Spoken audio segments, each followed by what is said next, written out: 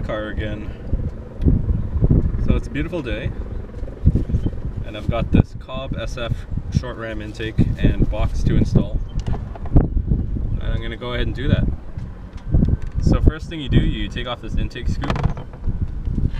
Just need a screwdriver and a trim puller or a pliers or something that'll get these little things out. Comes out nice and easy after you've done it a couple of times.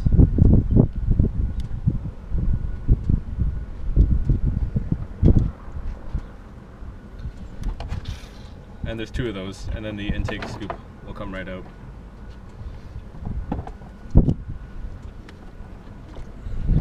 You're going to go ahead and remove this entire intake box and the aftermath hose there that goes into your turbo inlet. So I'm going to go ahead and do that now. So first thing I'm going to do is I'm just going to undo these screws here and take off the mass sensor.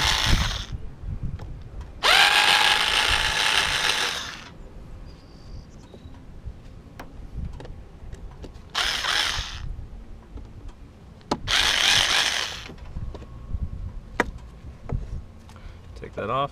Don't lose those screws. And you can go ahead and disconnect the sensor as well. And you're going to install this onto the Cobb intake. And that can just hang.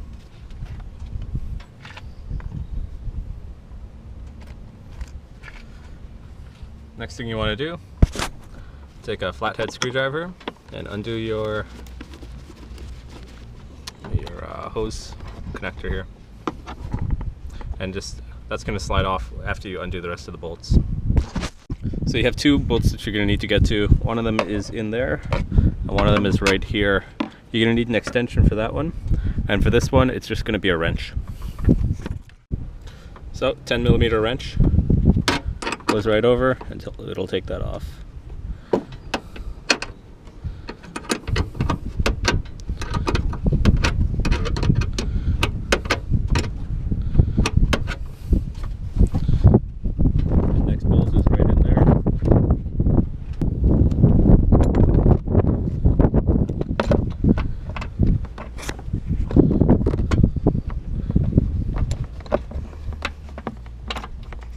So it's a 10mm and it needs a fair amount of extension.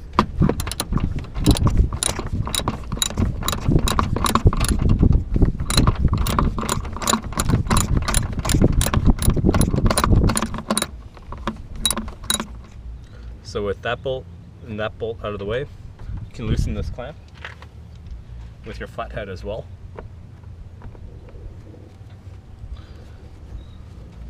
Hope this is on camera. I'm not quite sure. It's just that clamp right there.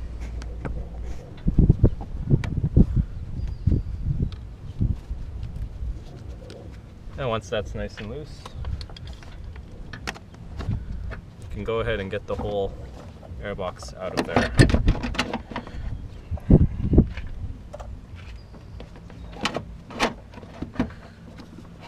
So it's clipped onto some of these hoses.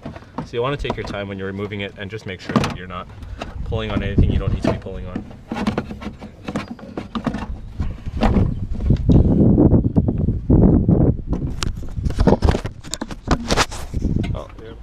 So the box is out. You can see the spot where your Cobb airbox is going to be going.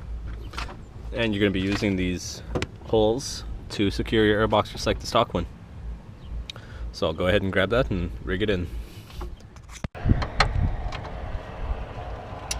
10mm.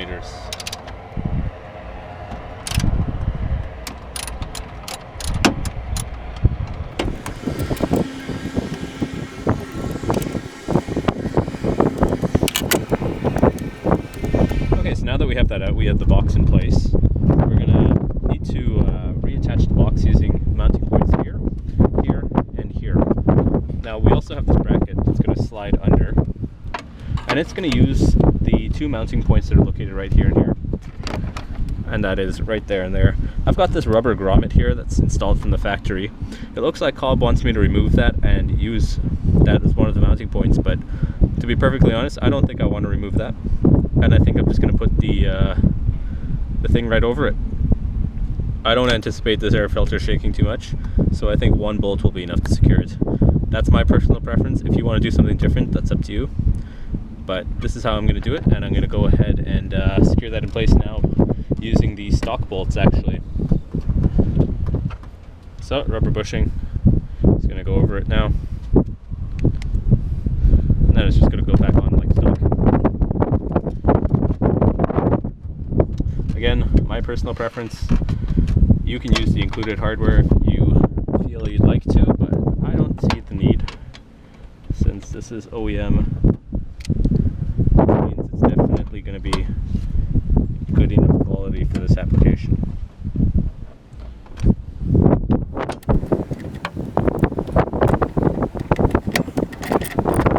Perfect. So that's in there.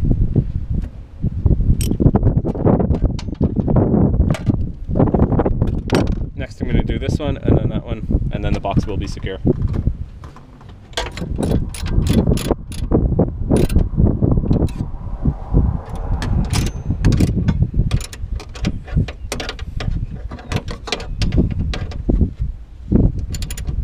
Now I should mention this because this is an error I just made, and that's that this MAF sensor is actually supposed to run through that cavity right there. It's zip tied to this hose here, and so you're going to need to cut this zip tie and put it through there, because when it comes around it's going to be inside the box here with the intake. So I'm going to go ahead and cut that and run it through and show you what it's supposed to look like, so don't make that mistake when you do it yourself. So now I've got the MAF sensor run through the cavity, and I'll admit that was in the instructions. I didn't read them. I only skimmed them like a real man, and that's something that you should avoid when you do it yourself. So now I've gone ahead and assembled the filter. I'm pretty confident you don't need to see how to do that. And I'm going to just drop it in and secure it with these bolts to the bracket that I've got in there, and then secure it with the clamp to there. And that should be it for the install, other than putting this back on and doing the bracket.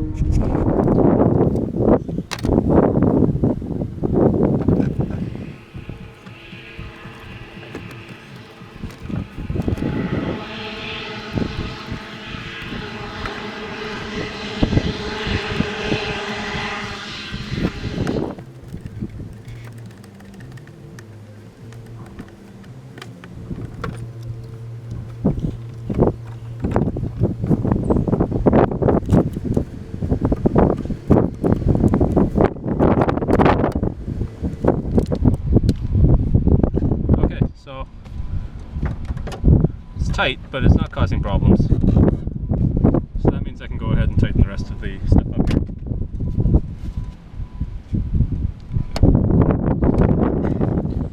Okay, so now that the filter is fitted, everything is nice and secure. The box looks good. You're going to want to take your intake duct and place it in there, because once you get the top of the box on, you're not going to be able to do this. So get it all secured. And tighten it back down there if you like, and then you can go ahead with the top of the box.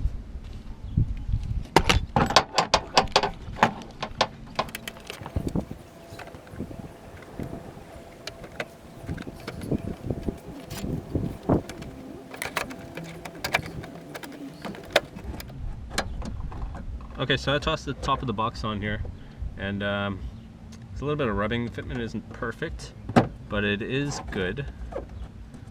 Definitely good enough to use. So I'm going to grab my screws here.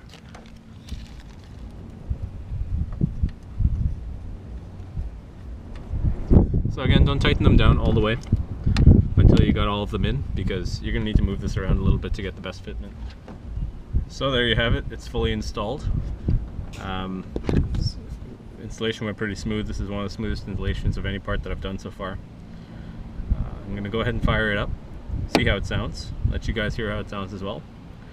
And if you are doing this install on your car, one thing you're going to want to take note of is you need to retune for this.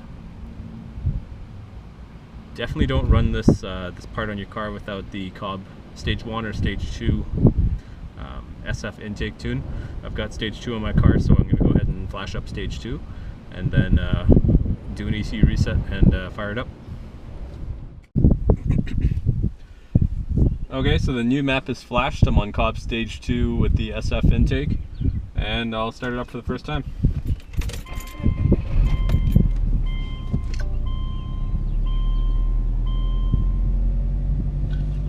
Okay, so it sounds pretty standard so far.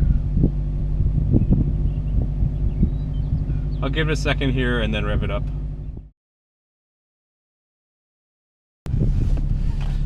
So I gave it a few revs and it sounded pretty normal, so let's go for a ride. Windows are down.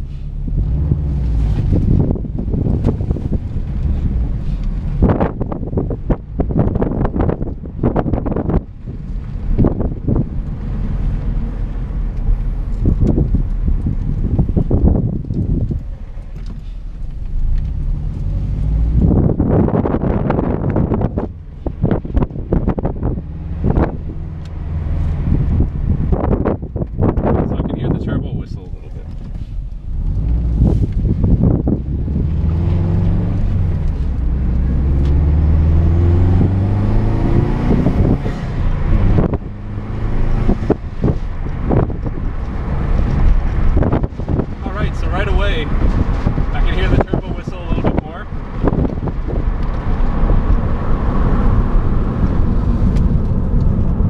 And that's with the windows down. I just put them up here a little bit so I can talk to you guys a little bit more and get a bit of a feeling of what it's like with the windows up and this intake on there.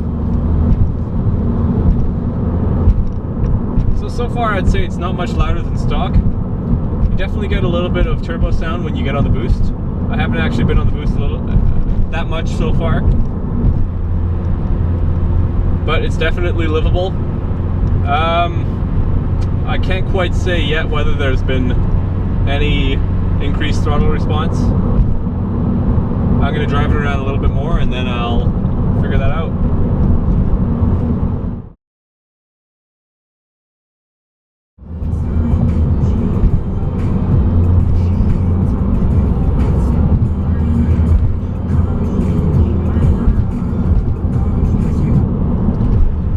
Alright, so I'm going to crack a window here and get on an on-ramp and see how it sounds and how it feels.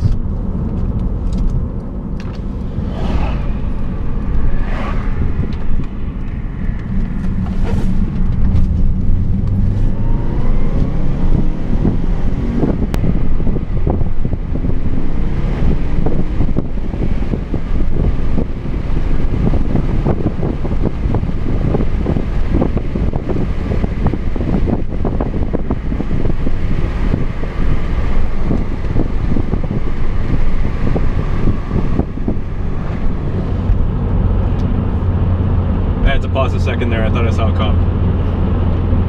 But definitely felt a little bit more of a pull. Nothing too crazy. Sounded pretty good.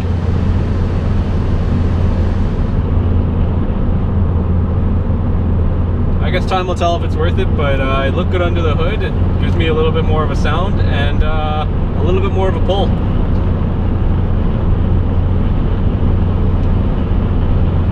So you guys can decide for yourself. Once I've driven with it for a little bit longer, I'll give it a lengthier review. So far, other intakes I've had on here, I've had the K&N Typhoon. That definitely gave a little bit more of a kick.